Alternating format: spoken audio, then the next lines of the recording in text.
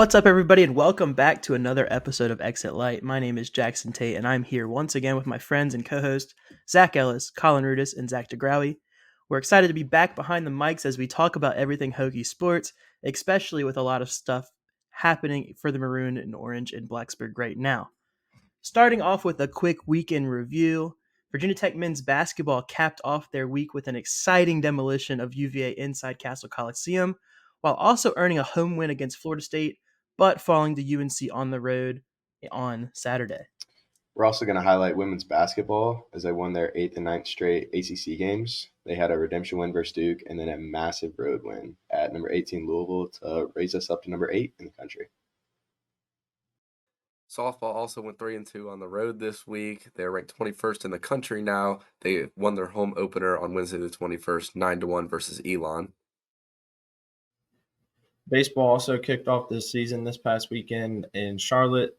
They took the first two on Friday, Saturday, dropped the game on Sunday, and then they dropped their midweek to JMU on Wednesday.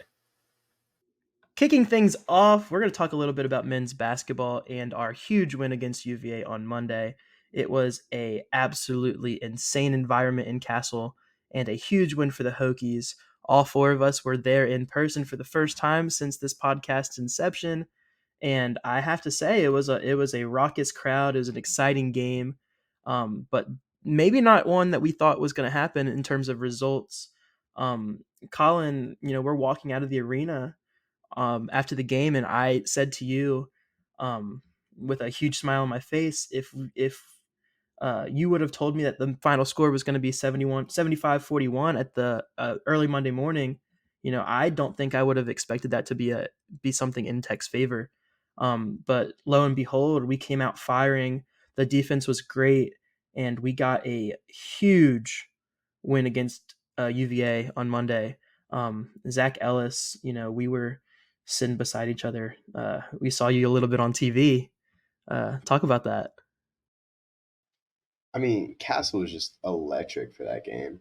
Got up in the morning, checked ESPN, saw we were favored by 3.5, and I was blown away, to be honest. I was like, what does Vegas know? And they knew something because we shot lights out, our defense clamped, and I didn't expect that at all. It's something that's funny to me is that this is the fourth time we've beat UVA inside Castle in a row. I can't remember off the top of my head what the season split was during COVID, but I can tell you for the last 3 years we've lost all three in Charlottesville and we've won all three inside of Castle. And going into this game on Monday, I was not very confident that that streak was going to continue.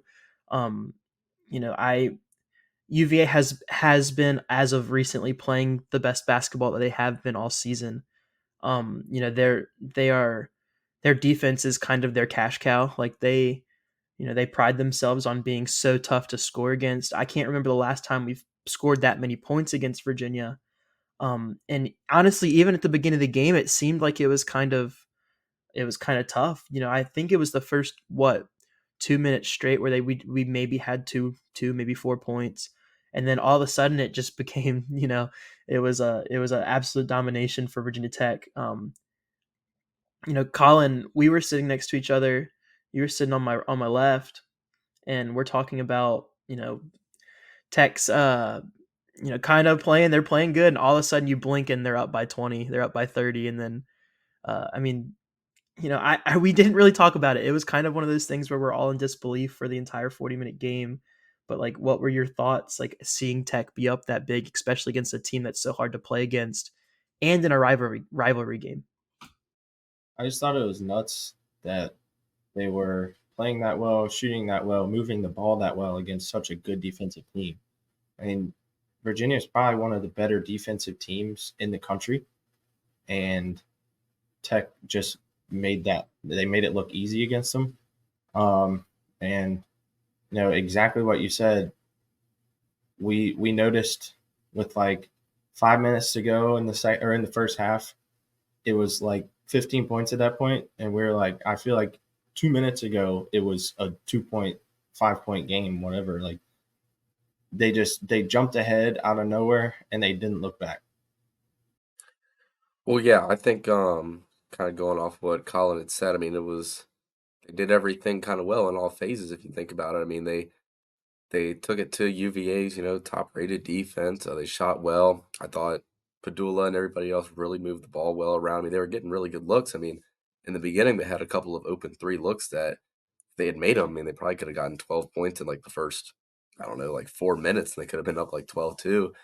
So they were playing really great defense, especially down low too against UVA's big men. I think that compared to what you kind of saw at UNC leading into this game, it feels like they really just woke up and they were not going to be bullied around by anybody. So, and then on the opposite end, you had Lynn Kidd and then Poteet and everybody else just going to work in the paint, which was really big for them.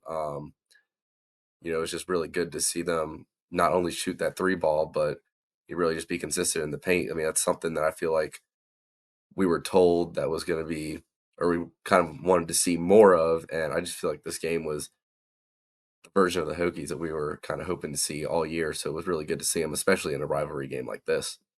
Yeah, I think one big thing about this game is our defense. We were coming off that big time loss against UNC where we gave up 96 points. And there was that stretch in the first half where Collin, I looked over at you and they had 14 forever.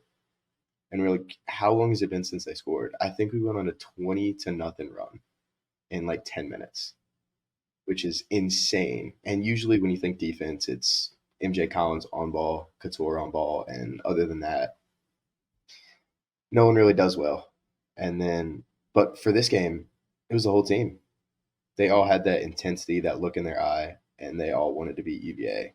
And they did that. My favorite stat of the game, from the UVA game, something that maybe I don't think people have really been talking about, but something that stands out to me, is the fact that Sean Padula really didn't have a huge game offensively. He was only 2 for 8 from the floor, and I think he only had 8 points total. He didn't shoot the three ball great, but the most important part of the game is the fact that Sean Padula had 0 turnovers.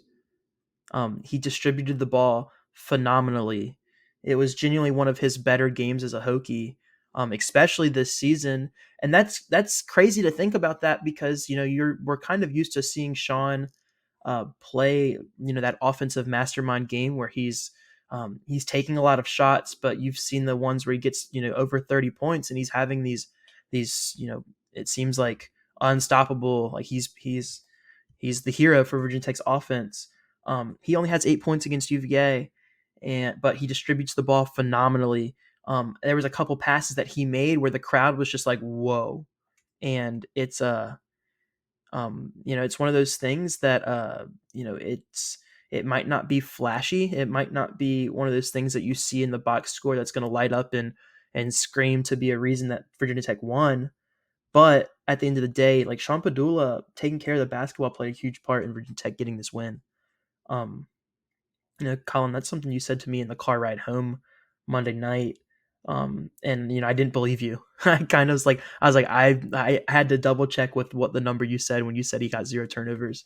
And that's I don't mean that to be a dig, but it's something that's been frustrating for the Hokies this season is seeing how many turnovers they've had across the board. So to see them, not have a whole bunch of turnovers was huge, and that's something that they're going to need if they're going to continue this momentum that they just got down the stretch. It seemed like there was nobody on Tech that like absolutely went off. They played a great team game. Lynn had 14. I think Barron had 13. Poteet had 11. They were all they all were right around the double digits, but nobody just carried the team, and it was great to see them play a great team game. I also want to highlight points off of turnovers. Tech had 24 points off of turnovers. They capitalized on every turnover. And then also the fouls, UVA had 16, Tech only had 6. That's a great game to not get into foul trouble. It's crazy because they are insane defensive players, probably the top 2 leaders in Defensive Player of the Year for ACC. And Padula didn't turn the ball over against them. That's wild. It's It's honestly kind of funny how it's such a like a script reversal from from the game in January. You know, I remember in January, Hunter hit a three at the end of the first half, and I put us up to 18. And I was like, oh my God, we've scored 18 in the first half. This game's awful. And truthfully, Virginia Tech's defense in that game kind of held us close. Obviously, Virginia is not, they're not really phenomenal offensively. They kind of win games by locking down defensively. And that's what they did in January in Charlottesville. Um, but, Virginia Tech locked them down defensively in this game. Jaden Miner had a career high against us the first time out in January, and I don't know how many points he had, but I can tell you I could probably count it on one hand. He did not have a good game. Uh, what is it? Blake Buchanan did not have a good game. Both of those dudes went off against us in January, and I think it's a testament to Mike Young and the staff and the team for learning from the stuff that they did not do well in January to come back in Blacksburg and absolutely kill UVA. Like it wasn't close. I think the closest it was maybe tip off for real. like and that's actually a funny stat is Virginia led for what, like 16 seconds. By 1 point. Yeah. That was their biggest lead. I think it was 16 seconds they led for. And that's nuts considering you're playing a team that was third in the ACC, ranked as of last week. A defensive team that takes care of games, takes care of the ball, and they didn't just luck into a win. They beat them in all phases of the game. It's huge. And we shot over 50%, which is wild. Yep. Shot 27 of 53. Robbie Barron played probably his best offensive game. He didn't miss a shot. And the emergence of Tyler Nickel, he's finally getting the playing time he deserves, and he's capitalizing on that because that man, he's a star in the making. For sure. Tyler Nickel, so what he was 2 for 5 from three, 5 for 9 from the floor overall, 13 points. And I remember it seems to me Tyler Nickel hits these threes in these clutch transition periods. He gets he shoots the ball exceptionally well from three. But there were a couple big moments during that big run where he'd get those passes, he'd get those swing passes, and Tyler Nickel puts the ball in the bottom of the basket, and it's him and Hunter and MJ had a great game too of hitting these shots when I wouldn't say we needed a bucket because we were up by so much, but it kept the run going, it kept the stuff going, and it's just I can't say enough good about the way that we saw Virginia Tech play on Monday.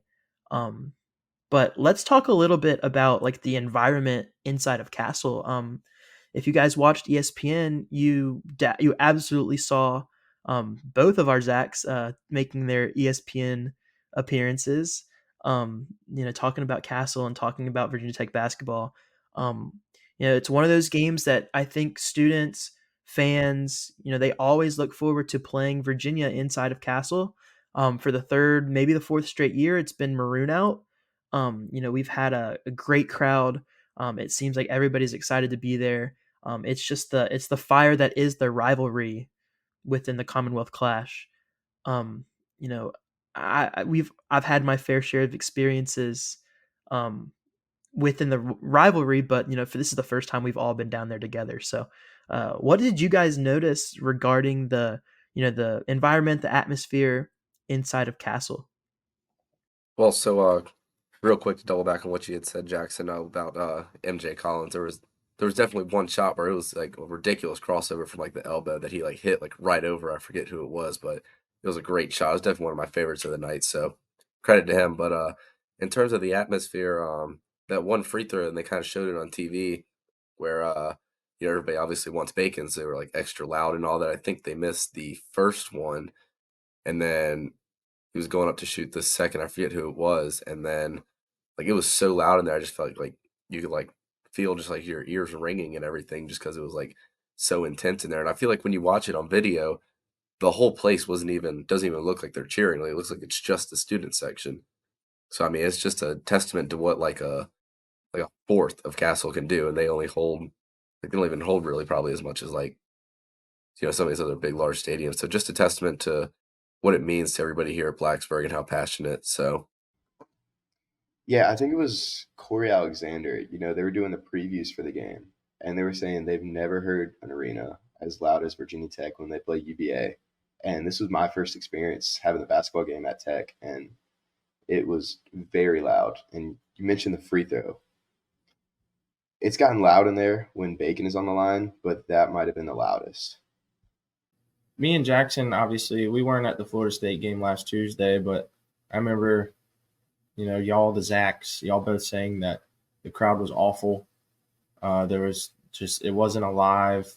Like the student section was barely half full.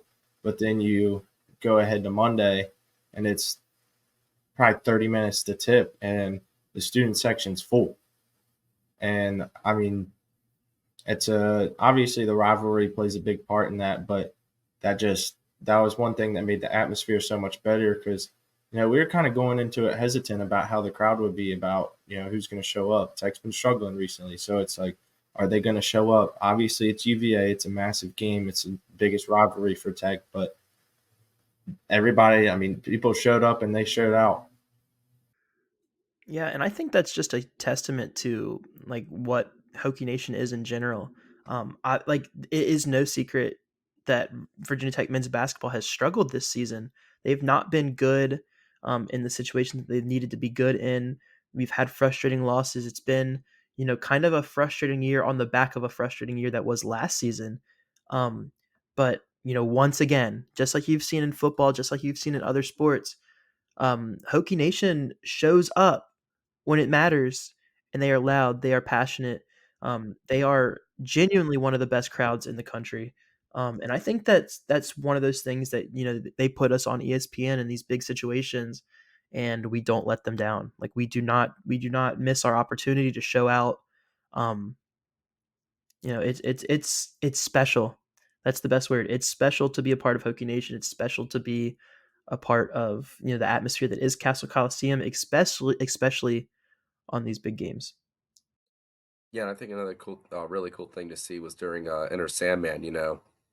They cut it about midway through like the last bit of the chorus. Kind of everybody kept singing. It was electric as ever. But like when you look over at some of the UVA fans that kind of traveled, they were kind of recording everybody singing along with it. So just something unique, that we have hold dust that we do that nobody else does, and they don't have anything like that. So that's always cool Yeah, to that know. was really cool looking over and seeing all those fans taking the video of us. It's like, dang, we're special. Like that's so cool. Yeah, I thought that was sick. And I want to give a shout out to Virginia Tech football because they scored more points than UVA basketball scored against Tech. So shout out football as well. That is and the funny thing is that is something that we made sure to let the UVA fans know on Monday night. If I'm not sure if you guys are familiar about where we like to sit at basketball games, but we sit pretty much as close as you can to the student to or like to the traveling bench and to the traveling fan section. And so they definitely heard us. We definitely got a few unpleasant glances from the traveling Who's. Um, but let's quickly make a pivot. Talk a little bit about the tournament outlook. Last time on Exit Light, we did not have a lot of hope for Virginia Tech in terms of the NCAA tournament, and I can't say that it's completely changed. But the notes that we have in front of us say down, but most certainly not out. And what we mean by that is that after our huge win against UVA, the margin of victory, and against a team that had a pretty decent ranking in the net, it catapulted us to 51, which is a really good spot for a bubble team. Our resume, our a couple of unfortunate losses to teams that we probably shouldn't have lost to, have us on the negative side of the bubble right now, and that's no secret. But we have games left against Pittsburgh, Wake, and Syracuse, and those three teams are all under consideration, according to Joe Lenardi right now. Boys, I don't know what you guys think about it, but very quickly, like if you were to give yourself like a 1 out of 10 feeling of confidence, like what would you guys say? Well, I think it kind of boils down to what version we get. I mean, if the Hokies just keep battling and can get it done on the road over the next few games that you mentioned, I feel that if they just keep the intensity up and move the ball around, and Sean doesn't really turn the ball over, and everything's pretty clean. I feel like it's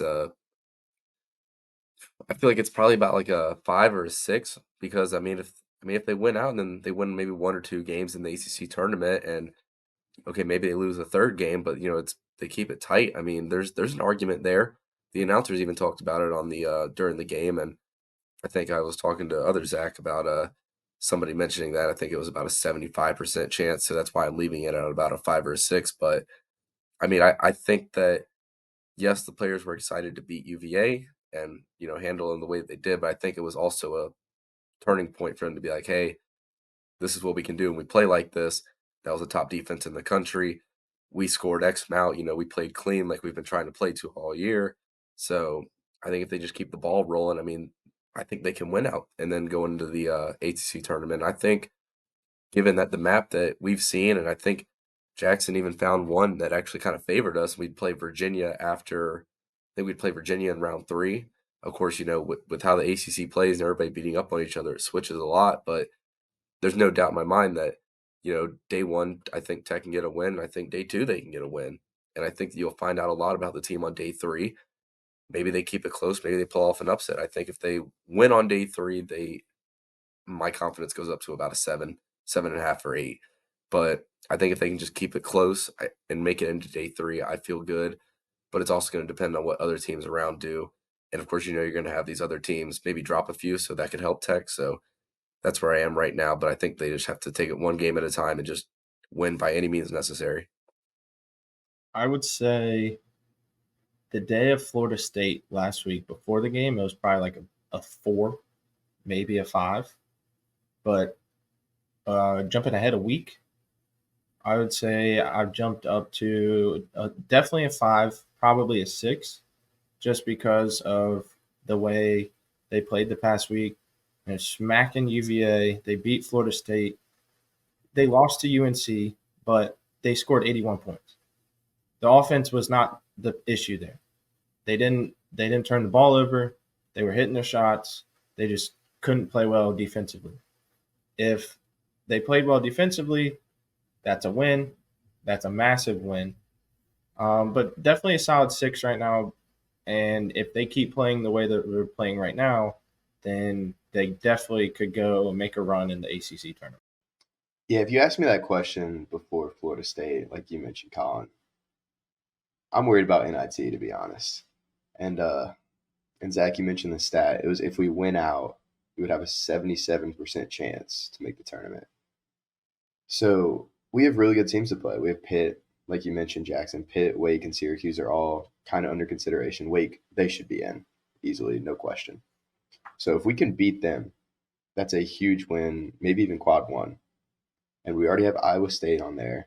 We beat Boise, who I think is still in the tournament right now. We have some good wins. So I think if we can either win out or only lose 1 and then lose 1 or 2 games in that ACC tournament, we have a really good chance of getting in that first 4. See, but I mean, when you look at the team, I mean, it's just like we said in episode 1. It's not a bad team. I feel like there is definitely enough on that Mike Young has right now, and the way they can play, if they just play their game properly, it's not crazy to say that they can, make it to win out and then move on to day 4. But we'll see as it goes on. So we'll leave it for there. Yeah, and so that's definitely going to be something to keep an eye on. The writing is pretty much on the wall. Virginia Tech is not going to make the NCAA tournament if they don't keep winning. It's something that's gonna, if they win out, the chances are obviously a lot higher. But it's something we're gonna have to keep an eye on. Something we're gonna be rooting for all of us in Blacksburg and beyond.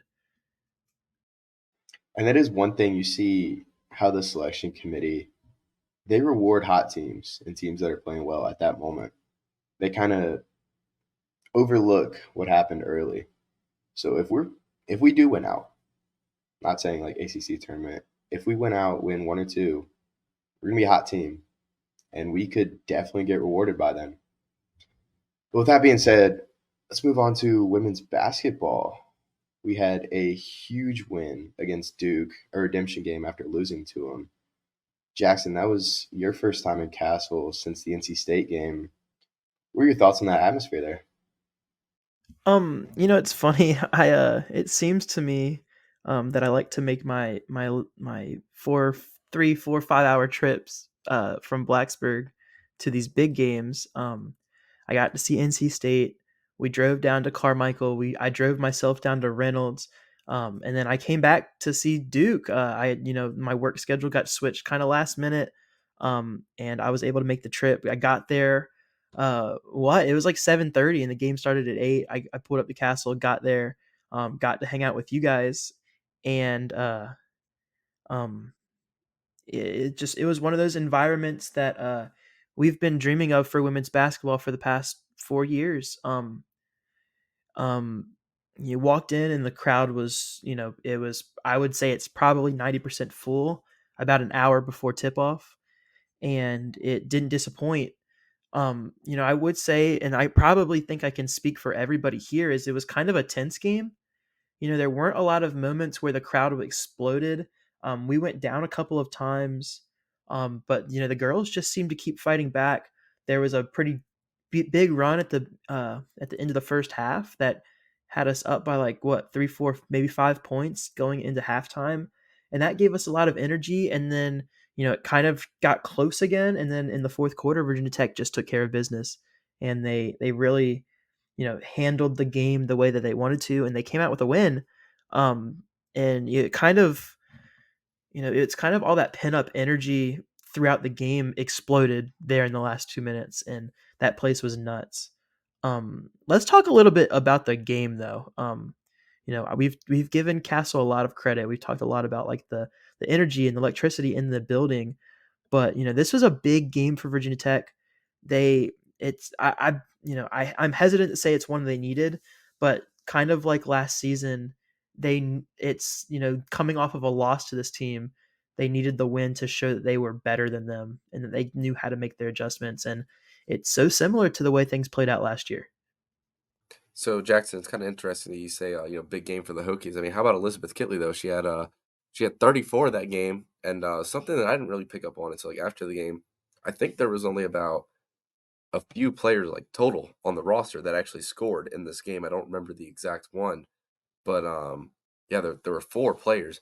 So it was really just Liz took over and a few others. So I mean, what a game for her. And unfortunately, Caitlin Clark did break the record for scoring on the same night. So, and also had like what 40 something points. So kind of overshadowed there in the eyes of the ESPN world and all that. But I guess when you break the all-time scoring record, that'll happen. But Liz played lights out as she normally does. I mean, her February resume itself right now is actually ridiculous. I mean, I know we talked about it a little bit off the air. I mean, what was she, 15 as a double-double in that UNC game for overtime? And that's like the least amount of points that she scored like at all this like whole month. So that's saying something. She's had like a double-double every game. So the Hokies themselves are playing excellent. Elizabeth Kitley is playing like probably arguably the best basketball of her whole tenure here at Tech right now in a time where it really matters when they're pushing. So, I mean, I just think it's all coming together. That Duke game was a battle. They definitely showed us and all that even when it's not working for everybody, that they can come together and get it done with just a few players. So if that's not a testament to what they can do with a full 8-person rotation, I don't know what is. I want to very quickly give a shout out to everybody's favorite coach, Courtney Banghart, for really lighting a fire under our Hokies women's basketball team. When she said that, Virginia Tech doesn't really do defense well, it seems to me like they've kind of just connected themselves a lot better on the defensive end of the floor. Zach just mentioned it, but we only had 4 girls score in the entire game. Georgia had 13, Matilda Eck had 11, Liz carried with 34 points, and Karis Baker knocked in a 3. And in case you guys didn't know, in case you guys don't keep up with the weird stats world, but our boy David Cunningham let the world know that that was the least amount of players that have ever scored for Virginia Tech women's basketball in a win. We've had it happen. I think we've had 4 happen in a loss, but it's the least amount of players that have ever scored in a win. And it kind of is just one of those things that you can look at it. Wow, Virginia Tech didn't have a great offensive night. That's probably true. But the fact that they didn't have a great offensive night, they only had 4 players score, and they still ended up winning the game against one of these teams that, in my personal opinion, is beyond underrated. It really is a testament to that defense. So that's a huge shout out to Courtney Banghart for talking her talk, because it's really lit a fire under the women. Um, you know, Collin, you are unfortunately the only one of us that weren't able to attend that game. You got to watch a little bit on TV. We were texting throughout it. From looking from the bird's eye camera, what excited you? I just want to shout out Liz. Typical Liz. She's going off like usual. Get it to her in the paint. She's going to score. She doesn't miss. Third consecutive ACC Player of the Week for her, and a season high 34 points. Domination like usual. Another double-double. It just seems like she's automatic this year. It's just, she's been like that for the past 2 or 3 years. This year and also, and she probably is playing the best basketball of her career, and she's doing it when Tech really needs it. So, Yeah, kind of like what Jackson said, and Rudy reiterated. Kitley with 34 and only 4 people scoring total. It's like we've been kind of saying ever since episode 1. The ACC for women's basketball is a gauntlet, so win by any means necessary. I mean, of course, you want to see the Tech put up 75 or whatever a game with a bunch of threes, but the fact that they got it done with just 4 to just scrape out a win. I mean, every win is huge going forward, so that's just something we got to keep doing, and I think they'll keep doing it. Yeah, going back to Liz, she shot 13 of 17 on one of the best defensive teams in the country. That girl is special, and she gets no national love, and it's crazy. I mean, she's putting up a career high 34 points, and she's doing this consistently, and she's shooting so efficient. And the media is just looking at Caitlin Clark. They're looking at Angel Reese, and it's crazy. I mean, this girl needs her number retired in Castle, and she's not getting talked about. And it's wild. And then you talk about the defense, Jackson. You definitely see it from Georgia. Her on-ball defense, that was probably her best game right there. Remember, there was one where she just completely clamped up their point guard, knocked it out on her, or off on her. And, her energy on that was amazing. And Karis Baker, she only got 11 minutes in that game, but she had 3 blocks. So you're seeing it. Once these girls come off the bench, they're showing so much energy. They're showing the fight. And this team is going to be such a tough out come March. You mentioned, and it's ironic. We talk about Liz Kitley having the ho-hum 25-point games, and she's doing the things that we expect and we are used to seeing Liz Kitley do, and she's not really getting the media attention due to maybe the flashy players such as Caitlin Clark, Angel Reese, people you see in the media getting a lot of the attention. But let's think about this for a second. You're playing in the best women's college basketball conference in the country. You could make your arguments that the Pac-12 is pretty good as well, but when it comes down to it, the ACC is probably going to have 9, maybe 10 tournament teams in the field of 68, and there's no doubt that when the ACC is talked about, it's the best conference. And you have Liz Kitley winning Player of the Week. She's the best player in the conference for 3 straight weeks, and I think it's 4 or 5 times this season. It's 3 times in a row. So for 21 straight days, nobody has been better than her, and she's just absolutely going off. Not to mention that she has the most appearances of any student athlete on ACCPM, which I know is not it's not a stat that it's gonna end up being put up in the rafters, but you get the people that get brought on that show are they're good players and they're important people. And I cannot believe that we are within a month of having to say goodbye to Liz Kitley, regardless of what ends up happening, and that's frustrating and it's sad. But it just makes me so happy that we got to watch Liz Kitley play her basketball in our lives. And um, it's crazy to think about. It's crazy to think about because there's genuinely nobody better than 33 in maroon and orange. And if 33 does not end up hanging from the rafters very soon, I think there's going to be a lot of unhappy Hokies. You know, I hate to push the conversation to Louisville um, after such a big win against Duke, but being Louisville being a ranked game on the road in a game that people were kind of saying was a little bit of a trap coming out of a really testy, gritty victory against Duke. Um, I wouldn't say that I expected Virginia Tech to lose. I expected Virginia Tech to go to Kentucky and take care of business, win the game, but I did not think they were going to dominate the way that they did, especially in a venue that they have not won in. I don't think they've won in the Yum Center before, and I most certainly don't think they have won in Louisville since the Cardinals have joined the ACC. Um, what did you guys think about that matchup? What were the keys that you think led us to victory? And let's chop this one up a little bit. They couldn't miss from three. Simple as that. You look at that second quarter, and I was talking to my dad after the game. He said he turned it on then, and every shot we were putting up, we were nailing. He was like, dude, this team is crazy. And the one player my dad loves Matilda Eck. That girl is such a pure shooter.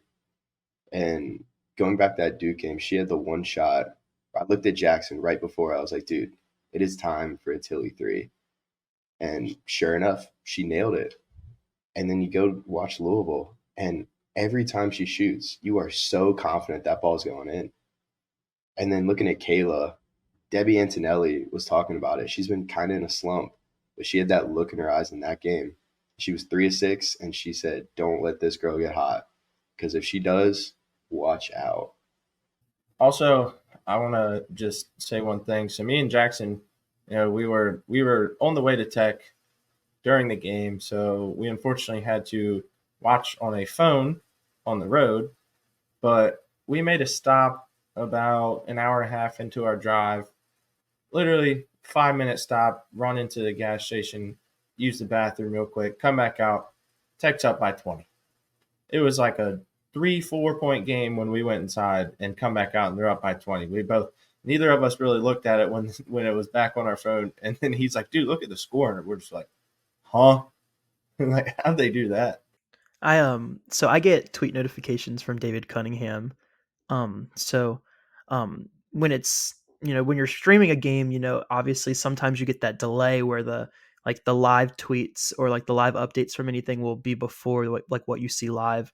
And so we were driving and I'd get the little notification. It'd be like Georgia Amore hits a 3, and it's probably like 30 seconds before it actually happens on our screen. And so um I'm kind of used to, kind of knowing what's about to happen when I watch games on stream. But like Collin mentioned, we walked into the restroom, we walked in this gas station. I came back and I genuinely think they were up by like 16 at that point. It like, I didn't expect it.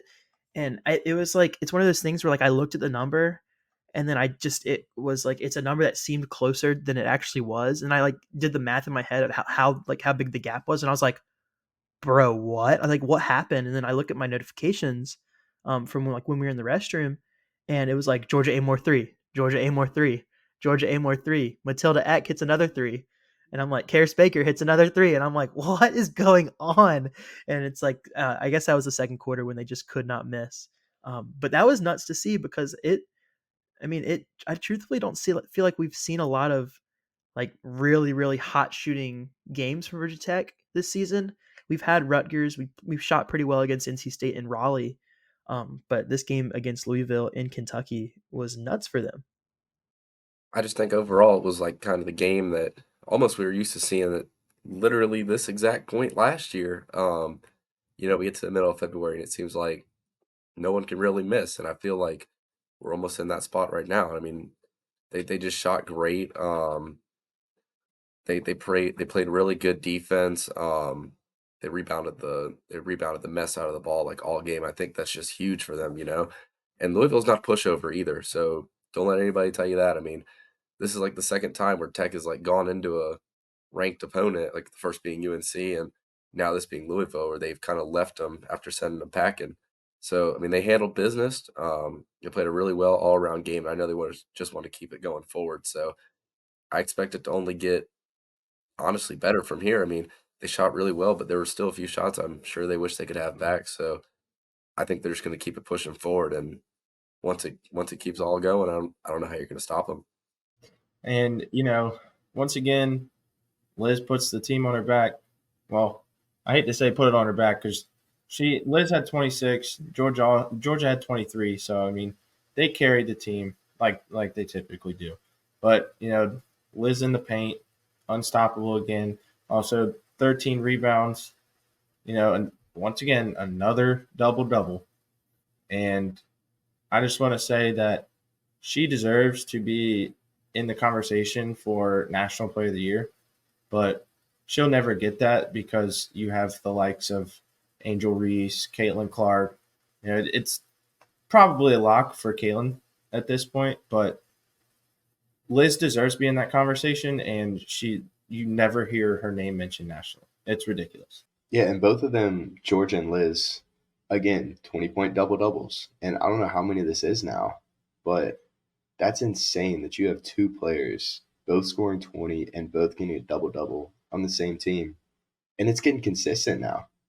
And the shooting was ridiculous. They shot 34 of 52 in the game.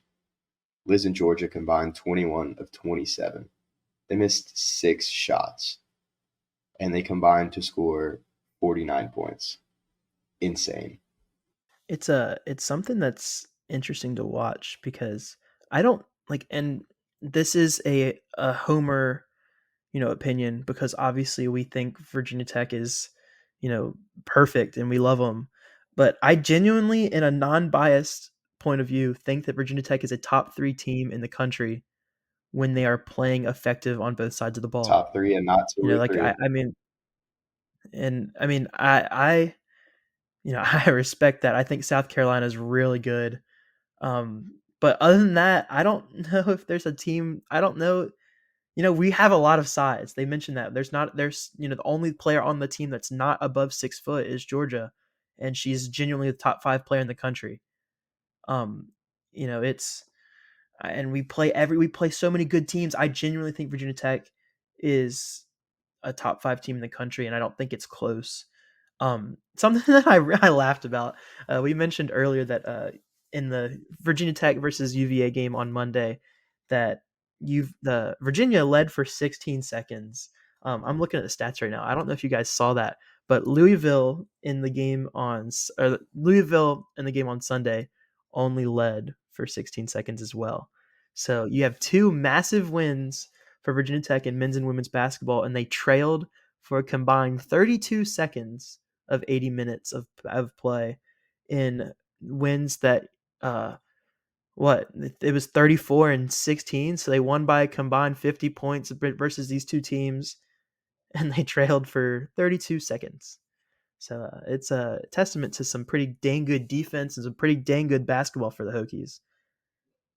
That's just the stat that I saw on the note sheet, and I think that might be the funniest thing I've seen all day.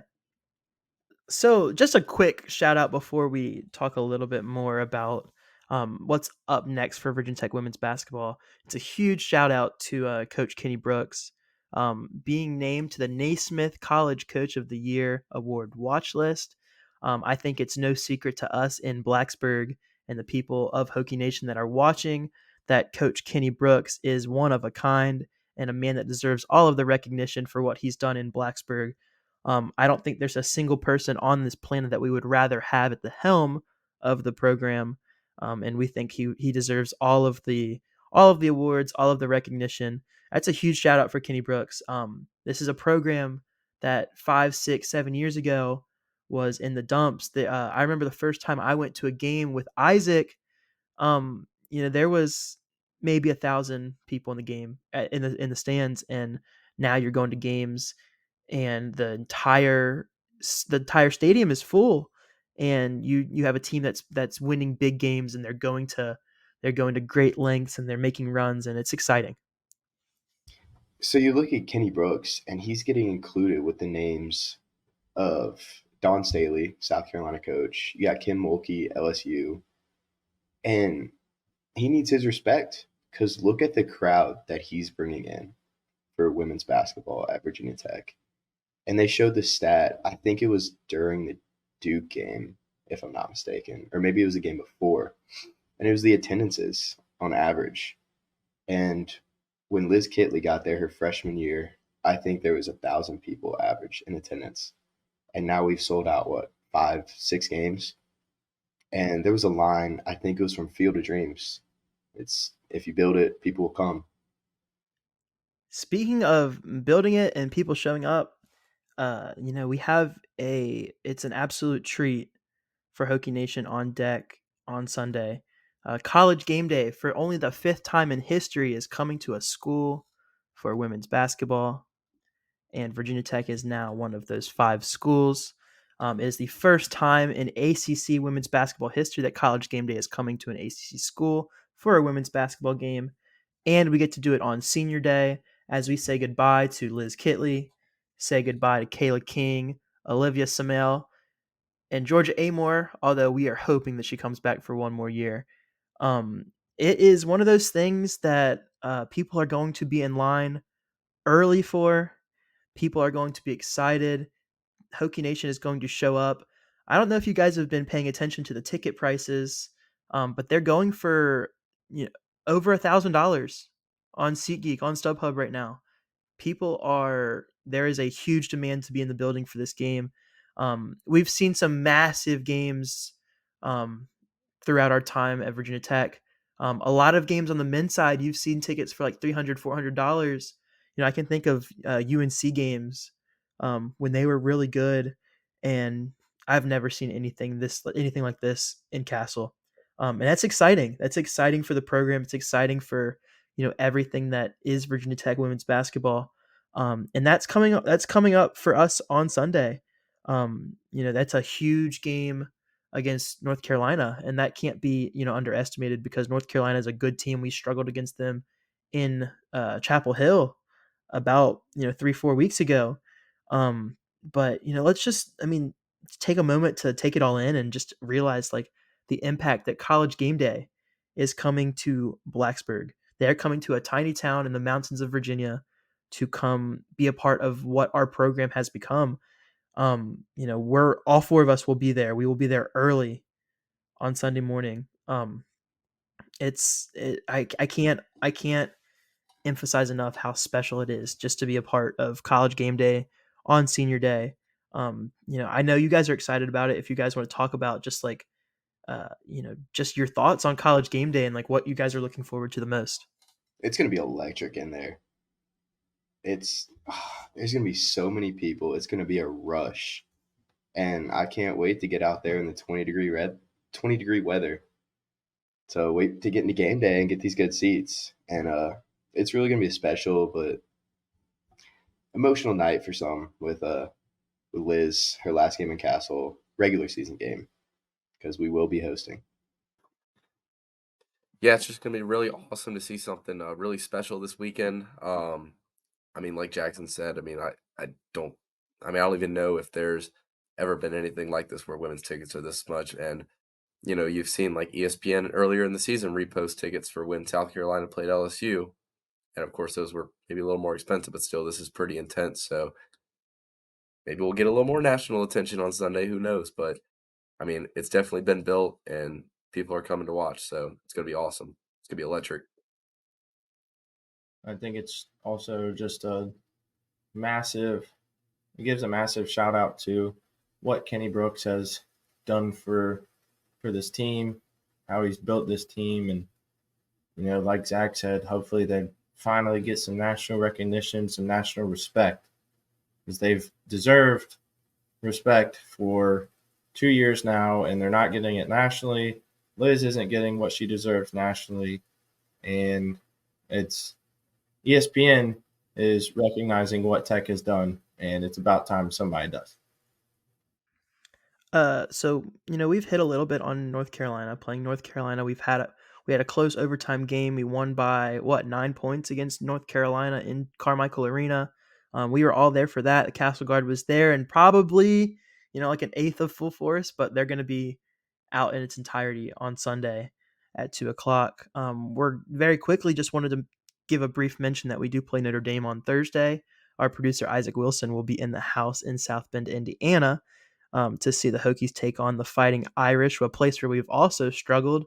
But we did not play there last year. It was actually our one and only home loss of the season last year, when we fell to Notre Dame.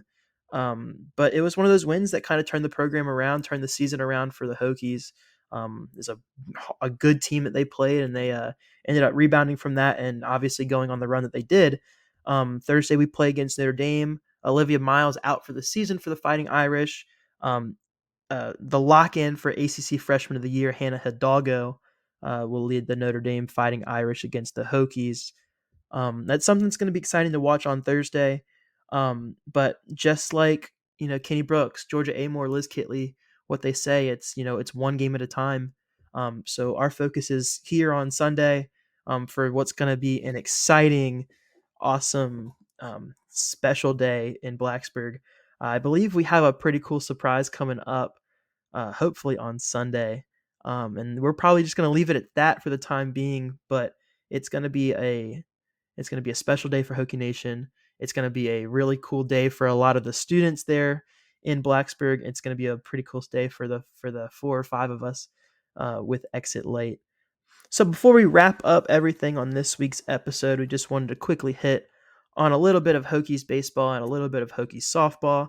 Both teams played out on the road this weekend. Virginia Tech baseball won their series against UNC Charlotte 2-1, with huge debut starts for Virginia Tech from Brett Renfro, a true freshman, and Wyatt Parliament, a transfer from Rutgers. They both threw great games in their first games with Virginia Tech. The bats were hot for Virginia Tech. They hit the ball very well, against the 49ers from the University of Charlotte. Softball played a little kind of a tournament out in Arizona. They played 5 games. They went 3-2 on the weekend and maintained their top 25 ranking. They had 2 big victories, against Power 5 teams in BYU and Arizona State, including a 9-0 run rule against the Sun Devils. It's exciting to think about that we have some hot bats coming back to Blacksburg once the spring semester resumes after spring break. I know we're going to be excited to go catch some games in English Field and at Tech Softball Park. I don't know how much we want to talk about it today, just given the fact that we've already gone on for so long. But it's exciting to see some good baseball and some good softball being played, and I think it's exciting that we have a lot to look forward to. Yeah, I'm glad you mentioned those were big wins against BYU and Arizona State, both of them typical tournament teams. We actually played, I think, in Arizona State's regional 3 years ago against BYU as well. So those are big wins. Softball and baseball, you can lose some games. It's not going to affect you, and they rebounded well against Elon. And then baseball, Brett Renfro, that true freshman, he could pitch. He gave up 1 hit in 5 innings. I think our staff gave up 2 hits altogether. And that's always been like the big problem with baseball is finding the pitching staff. I think they gave up 2 hits in the first game and 4 in the second. So if our weekend starters can do that against a pretty good team, Charlotte went to Clemson, who was the number 4 team last year in the tournament, and they knocked them out. Now, granted, they did lose a lot of talent off that team, but if they can do that against a tournament caliber team, we might have found ourselves a pitching rotation. I think it's something to think about is that 2 years ago when Virginia Tech baseball went to the Super Regionals and they lost against Oklahoma, we were picked to finish at the dead bottom of the ACC Coastal, and people wrote us off from the beginning of the season. And it's the development of our pitching staff and the players on our team really surprise the people that were making these preseason assumptions. And I'm not here to say that that's going to happen, because you never know. But if you have a pitching staff that can go deep into games, if you have pitchers that can throw 7, 8, maybe 9 innings, they're going to win ball games. We saw on Sunday that when the rotation gets thin, Virginia Tech did struggle a little bit. But that was kind of a day when the bats weren't that hot either. We kind of threw a less experienced pitching lineup out there against JMU on Tuesday, and even then the bats kept them in the game against a pretty decent JMU team that played Arkansas pretty tough this past weekend. Exactly. And so I don't think I think there's a lot to be excited for Hokie baseball. It was fun to watch these games on TV. And I can't tell you how excited I am to see some baseball in action this upcoming weekend in Blacksburg. Finally, it's something that's going to be exciting. You have Chris Canizero, who is he's raking the baseball. Carson DiMartini is a stud on both sides. There's talent in just about every position for Virginia Tech baseball. It's gonna be exciting to watch. So that's going to just about wrap us up. Before we hit the road, just a quick shout out and a quick point of emphasis that Virginia Tech Wrestling does take on NC State this Friday in what the Hokies call the rivalry out there at Reynolds Coliseum in Raleigh. That it's one of those ACC duels that always decides first place in the conference for the regular season. I believe Virginia Tech Wrestling shared a graphic either yesterday or the day before saying that just about every matchup of both teams is going to feature ranked wrestlers. And it's one of those things that really just, it decides the conference every year. You see electric moments in Reynolds or in Castle every year. It was just last year where Andy Smith pulled off an upset against one of NC State's wrestlers to clinch the duel late in the match. And 3 years ago, it was Sam Latona with a last second takedown to give Virginia Tech the win in criteria against the Wolfpack. That's something to be excited for. It's something that's gonna have a lot of eyes in the wrestling community, especially for those in Hokie Nation. So that's gonna wrap us up for this episode. Just a huge shout out to our producer Isaac Wilson, who is making the magic happen behind the scenes, dealing with all of our chaos. We will hopefully see you very soon. Keep an eye out on your YouTube, your Instagram, your Twitter, for more updates as the weekend passes. But for us here at Exit Light, we're excited and we thank you guys for watching, listening, wherever you guys are listening from, and we will see you next time.